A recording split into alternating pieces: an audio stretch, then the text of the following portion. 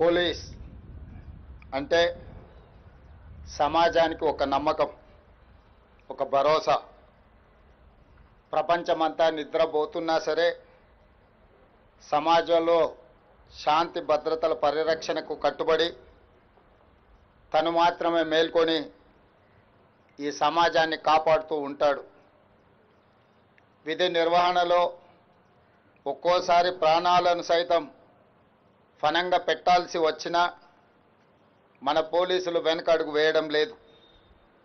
ఒకవైపు నెత్తురు చిందుతున్నా మన రక్షణ కోసం ప్రాణాలు అర్పించిన వీరులు ఎందరో ఉన్నారు. విధి నిర్వహణలో దేశం కోసం ప్రాణాలు అర్పించిన ఎందరో పోలీసు అమరవీరులను స్మరించుకోవడం మన అందరి కర్తవ్యము, బాధ్యత. ఆ బాధ్యతతోనే దేశవ్యాప్తంగా ప్రతి సంవత్సరం అక్టోబర్ 21న పోలీసు అమరుల సంస్మరణ దినోత్సవంగా ఘనంగా నిర్వహించుకుంటున్నాం. ఈ సందర్భంగా విధి నిర్వహణలో వీర మరణం పొందిన పోలీసు అమరులకు తెలంగాణ రాష్ట్ర ముఖ్యమంత్రిగా 4 కోట్ల ప్రజల పక్షాన ఘనంగా శ్రద్ధాంజలి ఘటిస్తున్నా. పోలీసు అమరులను స్మరించుకునే రోజు అక్టోబర్ 21కి మహోన్నత చరిత్ర ఉన్నది. 1959 అక్టోబర్ 21న అంటే సరిగ్గా 66 సంవత్సరాల కిందట భారత చైనా సరిహద్దుల్లోని హాట్ స్ప్రింగ్స్ వద్ద దురాక్రమణకు దిగిన చైనా సైనికులతో మన సైనికులు వీరోచితంగా పోరాడారు. మాతృభూమి పరిరక్షణలో సిఆర్పిఎఫ్ అధికారి కరణ్ సింగ్ నేతృత్వంలో 10 మంది జవాన్లు వీర మరణం పొందారు. నాటి నుంచి ప్రతి ఏటా అక్టోబర్ 21వ తేదీన దేశవ్యాప్తంగా విధి నిర్వహణలో ప్రాణాలు అర్పించిన పోలీసు అమరులను స్మరించుకోవడం మన దేశపు గౌరవప్రదమైన సాంప్రదాయంగా మారింది. దేశం కోసం ఆనాటి నుంచి ఈనాటి వరకు ఎందరో పోలీసులు ప్రాణత్యాగం చేశారు. వారందరికీ పేరు పేరున హృదయపూర్వక శ్రద్ధాంజలి ఘటిస్తున్నాను. ఈ సంవత్సరం దేశవ్యాప్తంగా 191 మంది పోలీసు సిబ్బంది, తెలంగాణ రాష్ట్రంలో 6 పోలీసులు విధి నిర్వహణలో ప్రాణాలను అర్పించారు. గ్రేహాండ్స్ కమాండోలు T Sandeep, V Sridhar, N Pawan Kalyan సంఘ విద్రోహ శక్తులతో పోరాడుతూ వీరమరణం పొందారు. Assistant commandant Banothu Jawahar Lal, Nalgonda constable B Saidulu విధి నిర్వహణలో వీరమరణం పొందారు. 3 రోజుల క్రితం నిజామాబాద్లో సిసిఎస్ కానిస్టేబుల్ ఎంపల్లి ప్రమోద్ కుమార్ విధి నిర్వహణలో వీరమరణం పొందారు. భర్త ప్రమోద్ను పోగొట్టుకున్న తన భార్య ప్రణీతకు, అతి చిన్న వయసులోనే తండ్రిని కోల్పోయిన అతని 3 కుమారులకు, వారి కుటుంబానికి ప్రభుత్వం అండగా ఉంటుంది. వారి కుటుంబానికి 1 కోటి రూపాయల ఎక్స్ గ్రేషియా, అమరుడైన కానిస్టేబుల్ పదవి విరమణకు వచ్చే లాస్ట్ పే డ్రాన్ శాలరీతో పాటు కుటుంబ సభ్యులలో ఒకరికి ప్రభుత్వ ఉద్యోగం, 300 గజాల ఇంటి స్థలం మంజూరు రాష్ట్ర ప్రభుత్వం చేస్తుంది. వీటితో పాటు పోలీసు భద్రత సంక్షేమం నుండి 16 లక్షల ఎక్స్ గ్రేషియా, పోలీసు వెల్ఫేర్ నుండి 8 లక్షల రూపాయల ఎక్స్ గ్రేషియాను ప్రమోద్ కుటుంబానికి చెల్లించి వారి కుటుంబానికి రాష్ట్ర ప్రభుత్వం అండగా నిలబడుతుంది. అదే కాకుండా 18 సంవత్సరాల క్రితం 29/6/2008న ఒరిస్సాలోని చిత్రకొండ రిజర్వాయర్ మావోయిస్టుల దాడిలో మరణించిన 33 మంది పోలీసు అమరులకు స్థలాన్ని కేటాయించి దాదాపుగా ఈ 18 సంవత్సరాలు ఈ సమస్య పరిష్కారం కాలేదు. అందుకే ఈనాడు తెలంగాణ రాష్ట్ర ప్రభుత్వం ఆ సమస్యను పరిష్కరించి ఆనాడు ప్రాణాలు కోల్పోయిన 33 మంది పోలీసు కుటుంబాలకు ప్రతి ఒక్కరికి 200 గజాల చొప్పున గాజుల రామారం, మల్కాజ్గిరి, మేడ్చల్ జిల్లాలో స్థలాన్ని కేటాయించినమని చెప్పడానికి నేను సంతోషిస్తున్నాను. తెలంగాణ పోలీస్ శాఖ అవలంబిస్తున్న విధానాలు నూతన సాంకేతిక పరిజ్ఞానంతో రాష్ట్ర పోలీసు శాఖ దేశంలోనే అగ్రస్థానంలో నిలబడడం మా ప్రభుత్వానికి గర్వకారణం. ఇండియా జస్టిస్ రిపోర్ట్ 2025 ప్రకారం దేశంలోనే తెలంగాణ పోలీస్ శాఖకు ప్రథమ స్థానం లభించింది. అదేవిధంగా పాస్పోర్ట్ వెరిఫికేషన్ విధానంలోనూ విదేశాంగ శాఖ నుంచి ప్రత్యేక అభినందనలు పొందింది. ఈ విజయాలు తెలంగాణ పోలీస్ సిబ్బంది నిరంతర కృషి, అంకిత భావానికి నిదర్శనం. అలాగే ప్రజల భద్రత, శాంతిని కాపాడుతూ తెలంగాణ పోలీస్ శాఖ దేశంలోనే అగ్రస్థానంలో కొనసాగాలని నేను ప్రగాఢంగా కోరుకుంటున్నాను. తీవ్రవాదం, ఉగ్రవాదం, సంఘ విద్రోహ కార్యకలాపాలు, మతతత్వ ఆందోళనలు, వైట్ కాలర్ నేరాలు, మాదక ద్రవ్యాలు, సైబర్ నేరాలు, కల్తీ ఆహారాలు, గుట్కాలు, మట్కాలు, ఇతర అసాంఘిక కార్యకలాపాలు రాష్ట్రంలో పెరగనివ్వకుండా అహర్నిశలు శ్రమిస్తూ తెలంగాణ పోలీసులు దేశానికే ఆదర్శంగా నిలిచారు.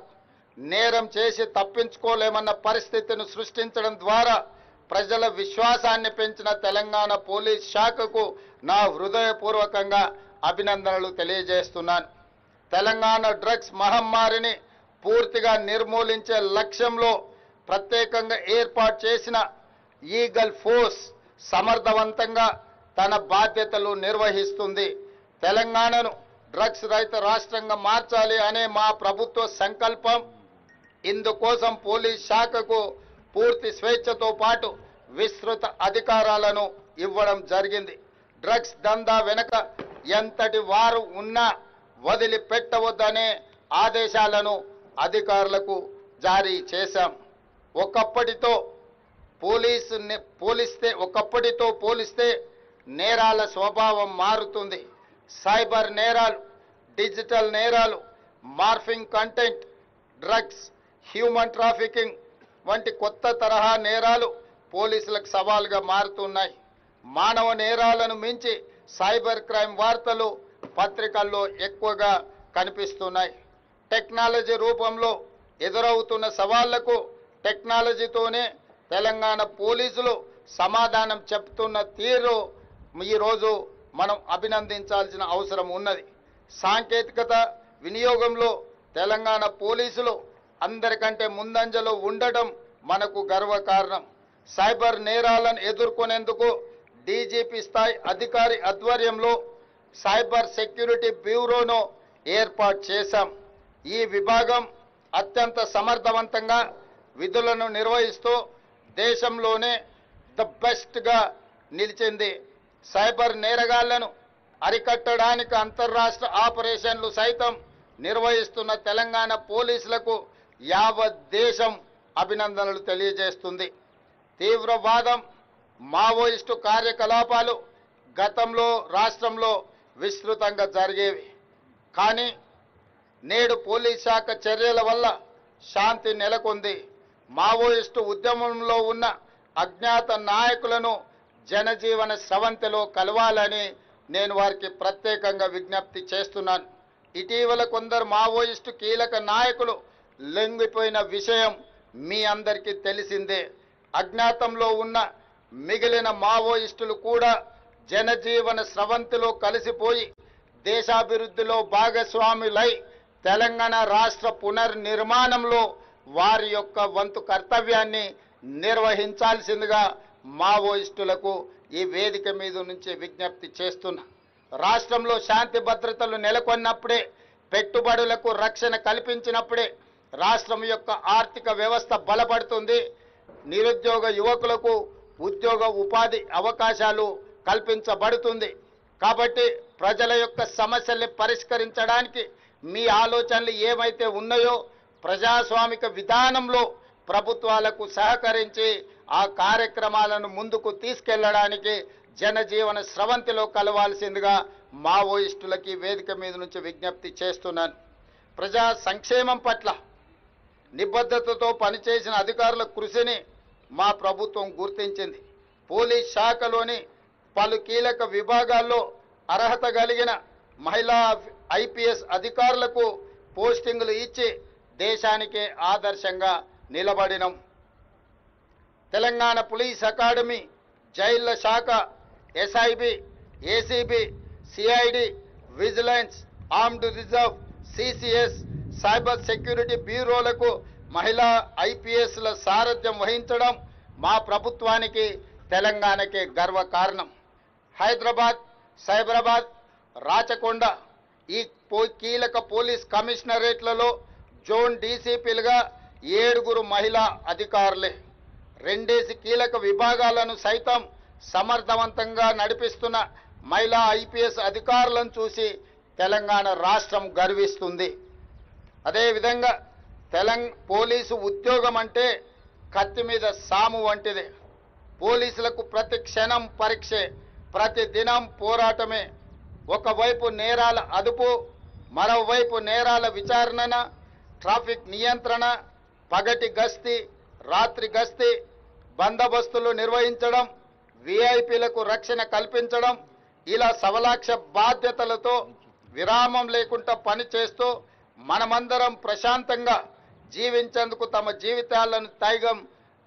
జీవితాలను సైతం త్యాగం చేస్తుంటారు.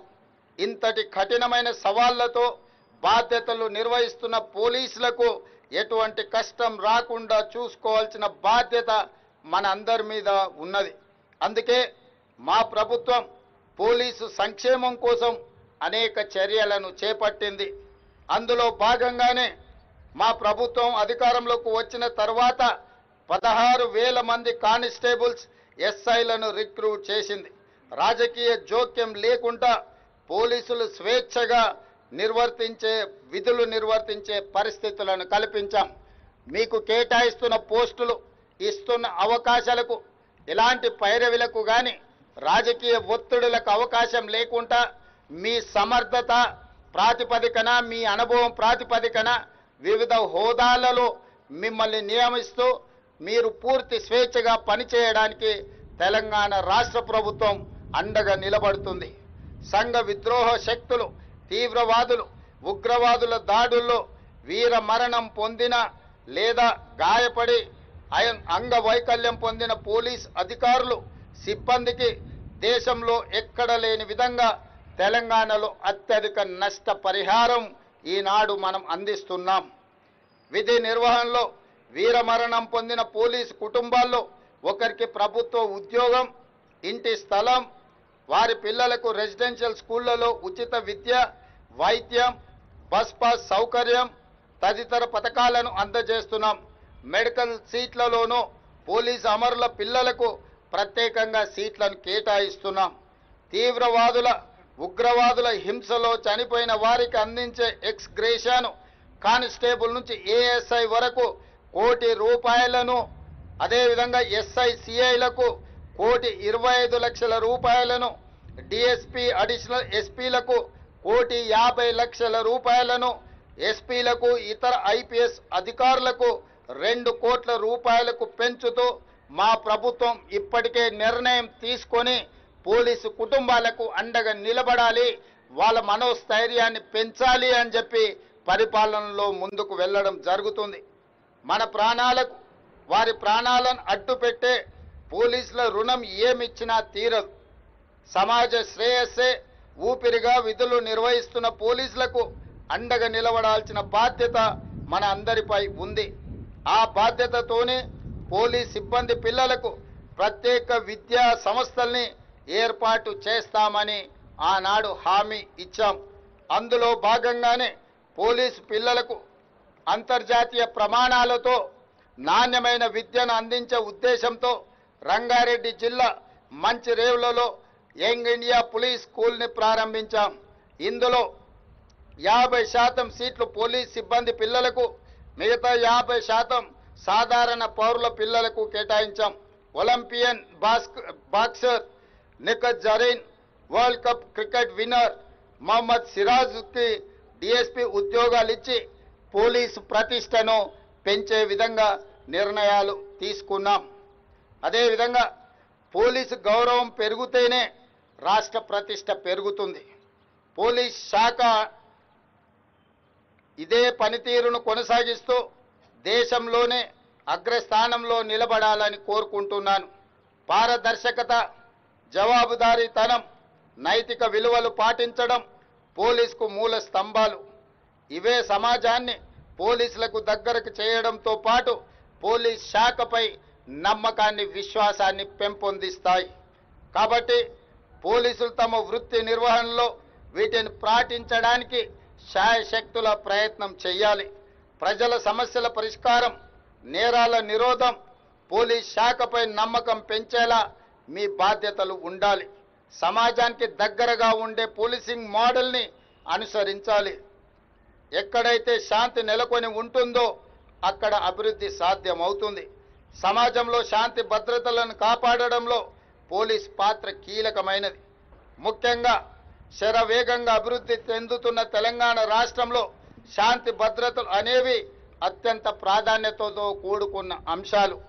ఈ విషయంలో మా ప్రభుత్వం లక్ష్యాలకు అనుగుణంగా పనిచేస్తూ పోలీస్ శాఖ మా అందరిలో స్ఫూర్తిని నింపుతుంది. సోషల్ మీడియా ప్రభావం బాగా పెరిగిన ఈ కాలంలో పోలీసుల ప్రతి అడుగు, మాట జాగ్రత్తగా ఉండాలి. ఫ్రెండ్లీ పోలీసింగ్ అంటే చట్టాన్ని గౌరవించే పౌరుల కోసమే, చట్టాన్ని ఉల్లంఘించే వారికి కాదన్న విషయాన్ని మీరు ప్రతి నిమిషం గుర్తు పెట్టుకోవాలి. ప్రజాస్వామ్య పాలనలో ప్రజల హక్కులను కాపాడుతూ వారి సమస్యలను తెలియజేసేందుకు చేపట్టే నిరసన కార్యక్రమాలకు పోలీసులు అనుమతి ఇస్తూనే ఈ సందర్భంలో సాధారణ ప్రజలకు ఇబ్బంది కలగకుండా ఎంతో సున్నితంగా బాధ్యతగా వ్యవహరించాలి. సమాజంలో శాంతి భద్రతలను సుస్థిరంగా ఉంచేందుకు పాటుపడే క్రమంలో విధి నిర్వహణలో తమ ప్రాణాలను అర్పించిన పోలీసు అమరవీరుల త్యాగాలు వెలకట్టలేనివి. ఈ పోలీస్ ఫ్లాగ్ డే సందర్భంగా వారి ఆత్మలకు శాంతి కలగాలని మా ప్రభుత్వం తరఫున హృదయపూర్వకంగా శ్రద్ధాంజలి ఘటిస్తున్నాను. అమరవీరుల కుటుంబాలకు, విధి నిర్వహణలో ప్రాణాలు అర్పించిన వాళ్లకు, విధి నిర్వహణలో నిరంతరం ప్రజా సంక్షేమం కోసం శాంతి భద్రతలను కాపాడడానికి, ఈ రాష్ట్ర ప్రతిష్ట పెంచడానికి ప్రయత్నం చేస్తున్న ప్రతి ఒక్క పోలీసును అభినందిస్తూనే ఈ విద్యుక్త ధర్మంలో ప్రాణాలు అర్పించిన అమరవీరుల కుటుంబాలకు మరొకసారి శ్రద్ధాంజలి ఘటిస్తూ ఈనాడు పోలీసు సేవలని రాష్ట్ర ప్రజలందరూ కూడా గౌరవించాల్సిన బాధ్యత ఉన్నది. అందుకే ఈరోజు తెలంగాణ రాష్ట్ర ప్రభుత్వం పోలీసులకు సంబంధించిన అన్ని సమస్యల్ని పరిష్కరించడమే కాకుండా ప్రజలకు అతి చేరువగా ప్రజల యొక్క సమస్యల్ని పరిష్కరించే విధంగా ఈనాడు పోలీసులను తీర్చిదిద్దుతున్నాము. అందుకు సహకరించిన పోలీసు సిబ్బందికి అందరికీ కూడా మనస్ఫూర్తిగా అభినందనలు తెలియజేస్తూ సెలవు తీసుకుంటున్నాను. జై తెలంగాణ, జై భారత్. Thank you, Honorable